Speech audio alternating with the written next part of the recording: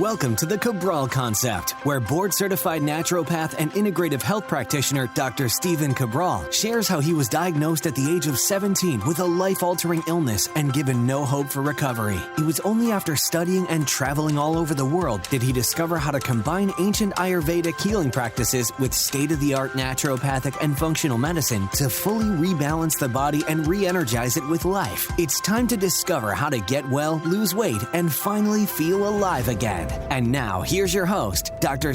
Cabral.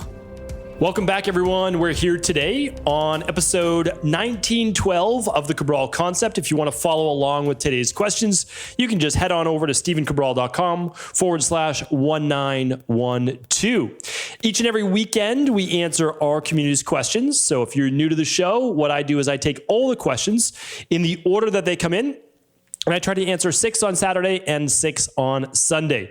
So we get a dozen questions answered each and every weekend. And we've been doing that now for over 5 years. So we've answered, well over now 6,000 questions from the community.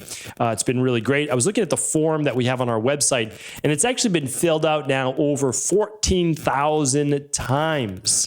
So over 14,000 messages we've gotten from our community just on this one form on my website since 2016. So a lot of you obviously have engaged with us with a lot of questions. And of course, we try our best to be able to help you with that. So we're typically about 6 weeks behind in answering questions, and that's why I always want to make sure if you have a customer service question, the best place to send that is to, if it's for Health Results Accelerator, stephencabral.com, support at stephencabral.com. And if it's about a Equalife-based product, shipping, etc., just go to support, you just email support@equa.life. Now, let's say you have a health coaching question of some type, and you're working with a health coach, well then of course, email your health coach. But if you just have a health question in general, and you want same-day answers, you can ask it over at cabralsupportgroup.com. All right. So now, again, answering all the questions in the order that they've come in. We'll get to our 6 here today. First one came in on March 22nd. So keep it in mind, March 22nd. Today is the first day of May. So May 1st. If we go back to March 22nd, it seems like it's so long ago, but really it was only 5 weeks ago. How time flies. So 5 weeks ago, this person wrote in, their name is Anonymous. Anonymous says, "Hi, Dr. Cabral. Thank you for sharing your knowledge and being the light that you are. I have a question about pimples. I often get them on my thighs and very occasionally 1 or 2 on my belly and face. I'm a 40-year-old female, vata type, healthy, weight, feel well, sleep well. Any thoughts?" Sure, absolutely. We've talked a lot about acne in the past. If you want to see all of the previous shows on acne and listen to them, you can go to stephencabral.com/podcasts and simply type in acne. And you're going to see all the different shows where I talk about acne. Now, if you do have acne, I'll do another facial kind of diagnostic-based show with acne on another show. So definitely stay tuned for that. But if it's around the chin area with pimples or jawline, it can certainly be hormones. If it's on the cheeks, definitely more digestive-based. If it's on the forehead, it can be multiple different things. Digestion, it can be parasites, a lot of issues with that.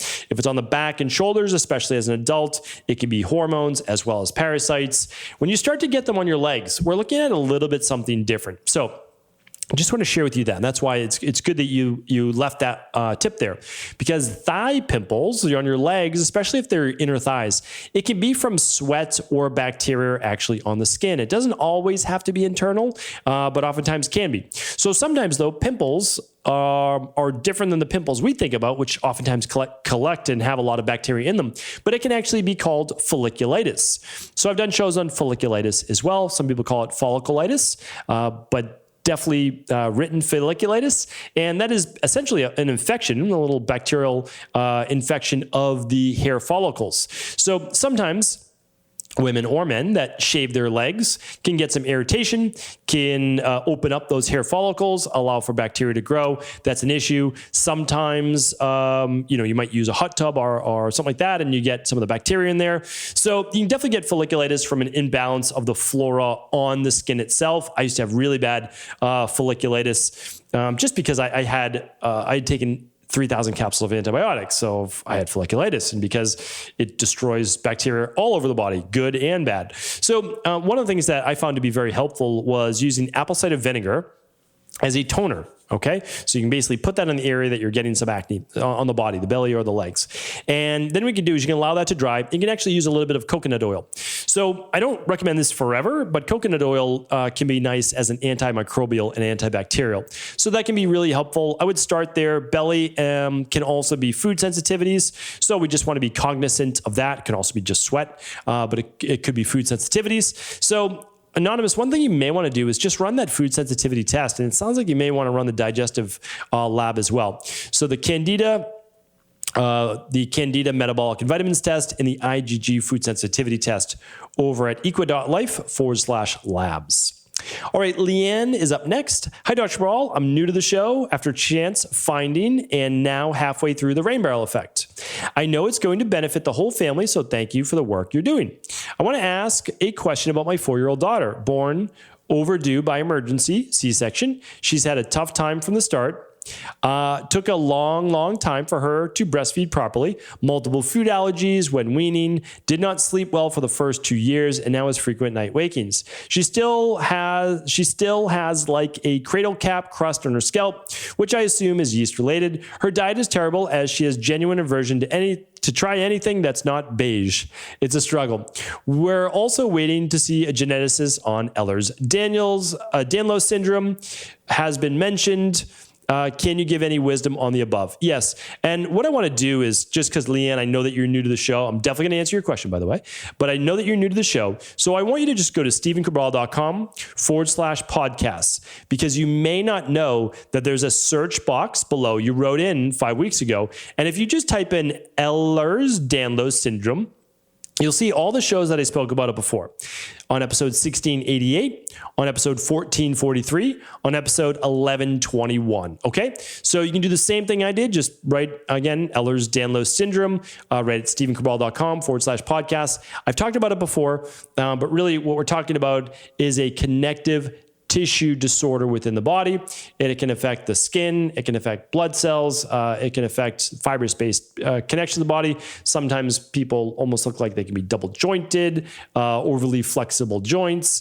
But I want to be careful though, because every 5 years or so, we kind of put people and kids in a new bucket. It's like, okay, this is the bucket we're going to put them in now. And it's like, when you say Ehlers Danlos Syndrome, what are we really talking about, right? Because there can be some serious inflammatory-based issues in the body that then show up as a syndrome, which is a collection of symptoms. So I want to be careful that we start to label our kids and adults at any age and make them believe that they have some syndrome or disease that they can never recover from.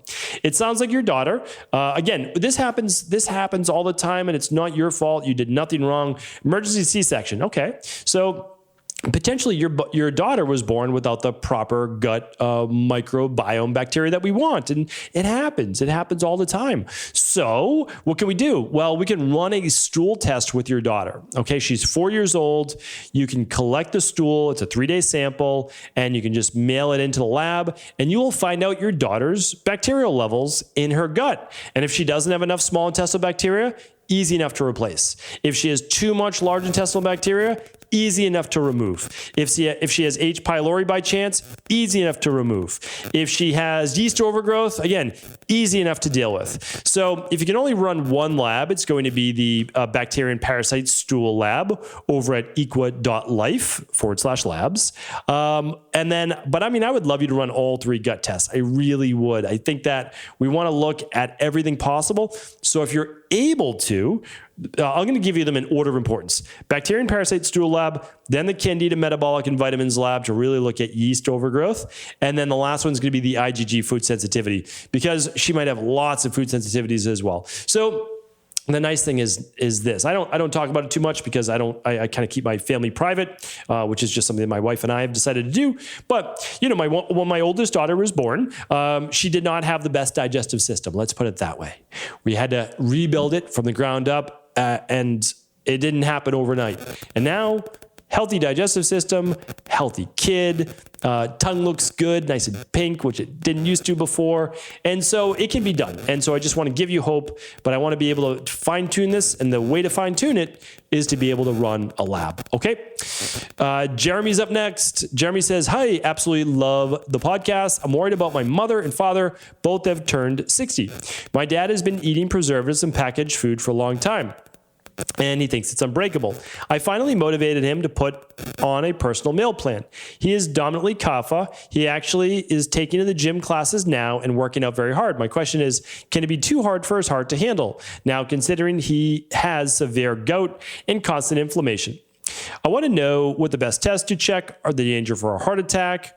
I want to check for my mother as well. She's always trying to be healthy. I want to give her metabolism adapted to restricted and over-restricted dieting plans. She's a person, she sees extreme emotion of stress quite often, will not budge with listening on stress management strategies. I also worried about her health. Her memory in the last 5 to 10 years has become more and more forgetful. I've been begging her to take omega-3s. She also suffers from chronic heartburn. Okay, so we've got a lot going on. And the best thing that you can do is when someone's kind of on the fence about integrative health, functional medicine, alternative health, I'm putting that in air quotes, is to have them run the Big 5 labs. So number one thing you can do is run the Big 5 labs, because it's literally black and white what your omega-3 levels are. You know, are you a 3-to-1 or not? And if you're not, well, you've got some work to do. Do you want to eat fish, wild, oily fish like sardines and wild salmon and wild trout and anchovies? And do you want to eat these things 4 to 5 times a week? Because if not, well, we'll simply take some good omega-3s then on a daily basis. Easy. Then you can eat fish when you want, and then you can take your omega-3s. So it's like, you want to be able to run those labs. And so that's what I recommend. I really do. And if you can only run one or maybe two, you'll run the starter kit, right? That's why it's called the starter kit. It's the one to get started with. And then again, I know that you're doing the right thing, Jeremy, but it's so hard for family to listen to family. So you might as well get them their own integrative health practitioner or a health coach over at Equa.life, and that's going to be your best bet. But you're pushing them in the right direction. You asked a question about, can your dad push himself too hard with his workouts? Certainly. You should ease into workouts, but the nice thing is your body will adapt, which is great. So you want to ease into an exercise plan. Now, if your father's on any heavy medications or there's any personal medical limitations to how hard he should be working out, well, then he should speak with his doctor, and then his doctor should talk to his personal trainer, or at least give him a plan on what he's able to do. The other nice thing is you can overcome gout. You know, that's the great thing, is you can overcome gout. I have many shows on that as well. You can go to stevencabral.com/podcast, and you can just type in gout. All right, Megan's up next. Hey, Dr. Cabral, I have a tendency for low thyroid and recently fallen pregnant. I believe I heard it correct that you are not an advocate for people taking thyroid support while pregnant. Would you just encourage thyroid lifestyle improvements like your thyroid smoothie daily and all the things you talk about in the Health Results Accelerator? The Thyroid Health Results Accelerator, to try and maintain good thyroid health without actually supplementing? Are there risks if I were to supplement with something similar to your daily thyroid support? Thanks for always being an incredible resource and for everything you put out into the world. You're spectacular. Thank you, Megan. I appreciate all the kind words here today. I really do. It means a lot to me. So it's not that I'm not okay with daily thyroid support during pregnancy. I'm just very cautious when I give nutritional supplements to pregnant women. That means I typically err on the side of less, and I just use the daily nutritional support, an activated methylated folate, a omega-3, and oftentimes a daily probiotic support. And I think that that's great. And I don't think that oftentimes you need more, except of course you need vitamin D3, which I assume like every human should be taking vitamin D3, like it kind of goes without saying. And hopefully all the research during this pandemic has proved that. Unless you're maintaining a tan year round, you really need vitamin D. Okay, so that's a given, and that's very inexpensive. And what I would say is the other caveat is the last 3 or 4 months of pregnancy, most women are going to need iron, right? So we've got a great iron that we recommend, not our company, but we love promoting the best of the best. And you can find that over at eco.life as well. So that's what I recommend. Now, do you take daily thyroid support? Well, our daily thyroid support is a phenomenal nutritional supplement because it's giving your thyroid what it needs to function naturally. Selenium, zinc, tyrosine, and then it has things like ashwagandha. So the reason I don't usually just use herbals and all these other things while a woman is pregnant, but at the same time, maybe instead of using 2 capsules for breakfast and 2 at lunch or dinner, you do 1 and 1, and you feel like that's appropriate for you because if not, you have low thyroid. Or maybe you say, you know what, maybe, again, like inside of the Health Results Accelerator, I teach this on thyroid, maybe you're using some Brazil nuts for selenium. Maybe you're using some seaweed, some nori for your selenium and I should say iodine. So it's something for you to think about. I can't give you exact recommendations, of course, but as with anything, I think it's important to weigh the pros and cons.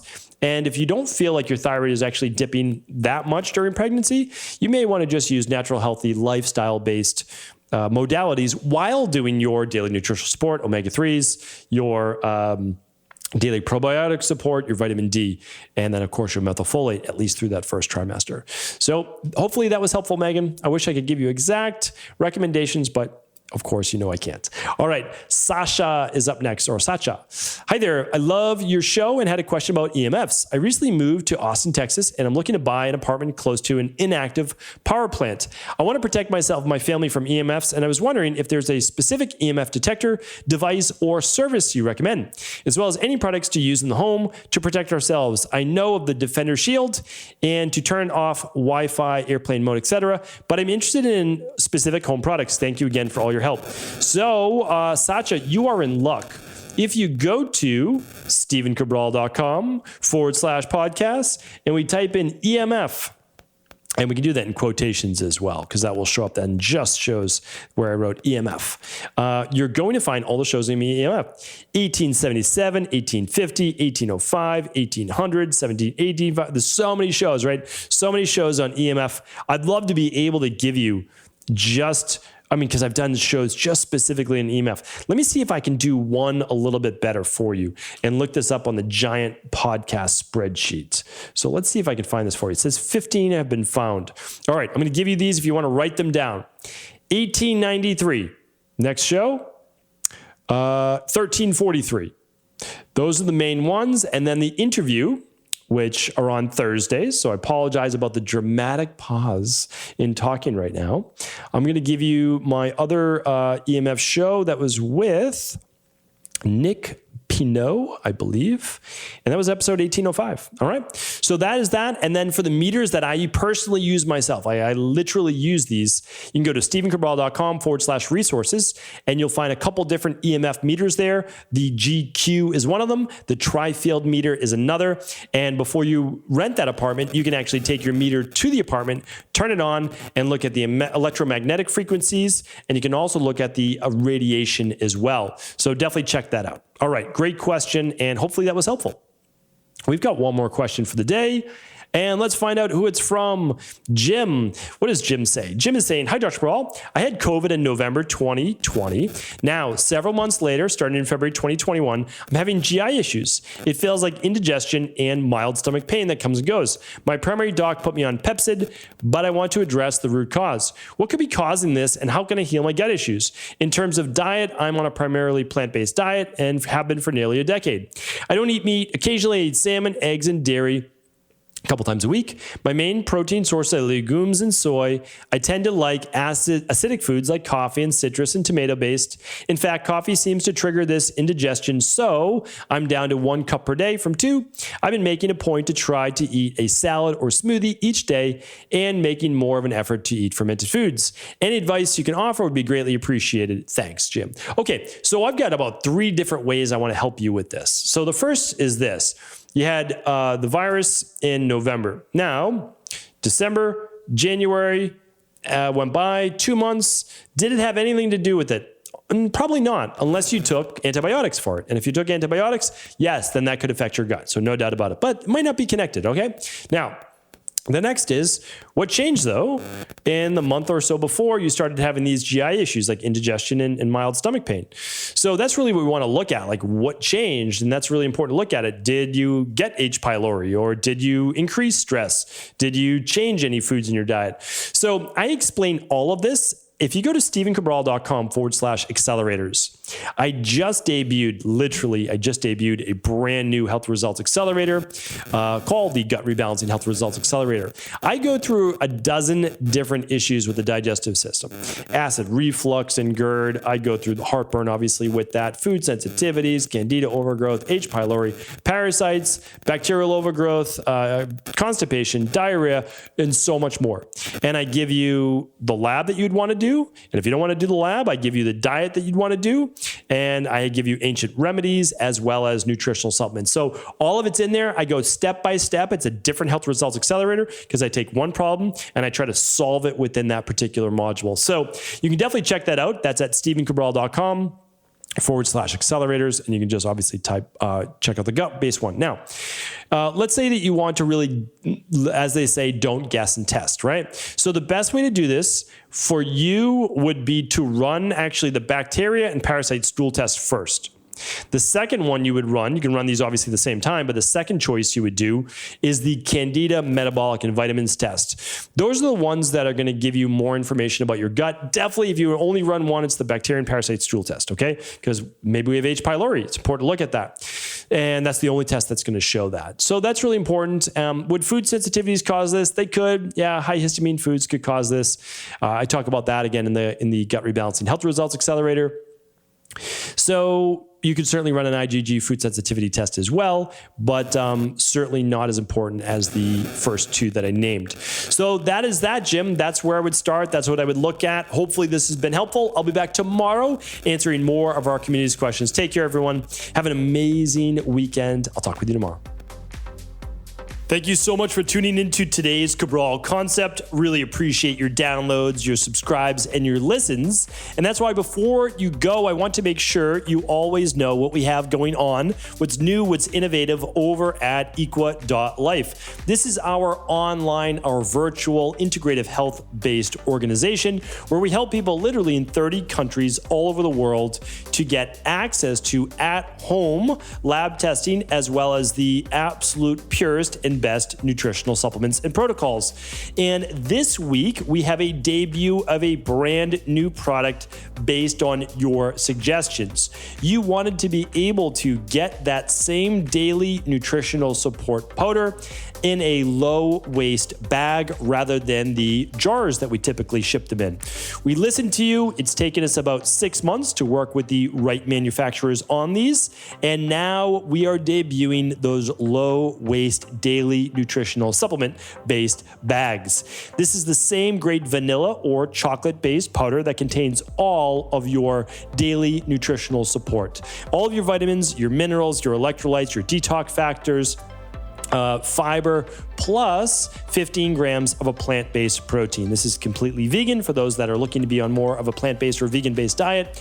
And it's a great way to supplement a whole food diet. It's the number one product that people use in our practice to maintain health and also to increase their health, vitality, energy, and much more. So right now we are offering you, whenever you purchase those it's this week, when you purchase the 2 bags, which is 1 month supply of the daily nutritional support, we're actually going to give you our brand new free glass canisters. These are glass canisters that you can stow away in your cabinet, kitchen cabinet, or keep right on your countertop like we do right at home.